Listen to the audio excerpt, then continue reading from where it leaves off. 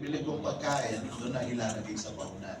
Kung bibili ako ng juice, dapat may dala akong tumbler. Hindi rin pwede na naka-plastic, papapasukin sa loob ng building, hindi pwede. So, sa mga building natin, entrances na makakatulong sa atin.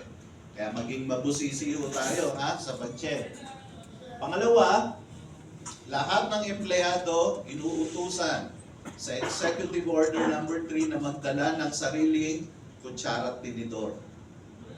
No? Bawal ho yung mga plastic spoon and fork. No? Sa mga seminar, tandaan mo natin, huwag tayo malilito ha. Bawal kung galing sa mga vendors na binibilan natin ng pagkain. Pero, maraming hong seminar o training na ginagawa sa loob ng City Hall Complex. No? Minsan may pagkain. Kapag ang pagkain ho, may kasamang spoon and fork na bamboo o wooden, pwede ho yun. Basta galing sa seminar. Okay? Pero, ma-interview nyo naman yung tao eh. Ay, sir, saan ho galing ito? Pagkain nyo kasi papasok siya, may dala siyang pagkain.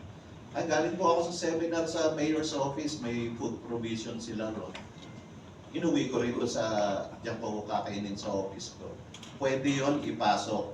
Kasi galing sa seminar na ang budget ng pinambili, budget ng gobyerno ng Quezon City. No? Pero, kung ang ipapasok nila, binili ko yan dyan sa tindahan, sa talipapa, bawal.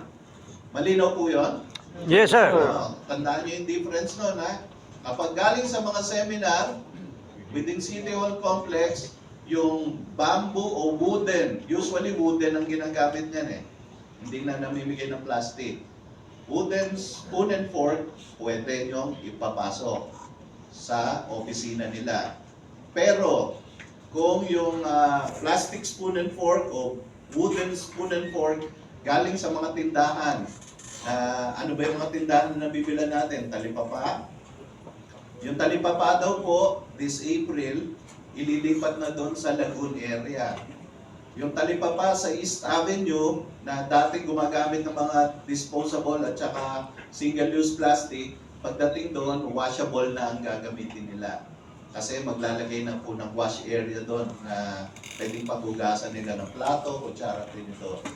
Okay? Kaya mababawasan talaga yung plastic. So si empleyado, kapag doon kumain, pwede dine-in. Pero kapag sa office ako kakain, kailangan may dala akong sariling lalagyan ng pagkain, baunan, pag bibili ako ng pagkain. Malinaw po? Yes, Okay, thank you po. Yes, sir. Sir, kung paano sir kumandala sir nung PPT kayo ni Bawal, yung pinakita nyo na plastic, okay sa bamboo tayo. Pero kung plastic po yung dala nila na spoon at fork, okay na po kayo. Okay. Ang tanong ni sir, kapag pinasok ko sa opisina, Sa activity sir, sa activity. Sabi niya pag activity, okay yun.